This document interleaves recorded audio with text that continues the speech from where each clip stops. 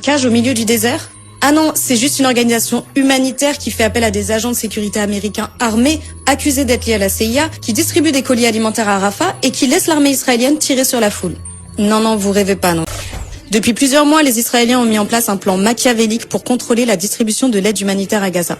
Et c'est réellement une dinguerie.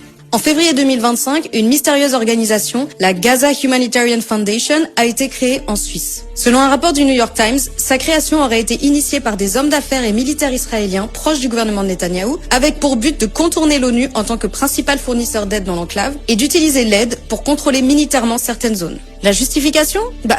C'est à cause du Hamas qui détourne l'aide humanitaire, vous savez?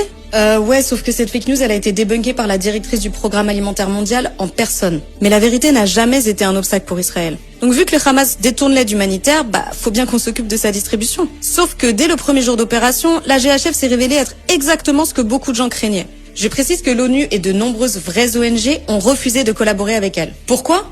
Pour des petits risques de rien du tout, genre violation de principe de neutralité, absence d'indépendance, méthode contraire à la dignité humaine, fichage biométrique, complicité avec des violations du droit humanitaire, manque de transparence sur le financement et les objectifs, ou encore crainte d'un usage politique ou militaire de l'aide.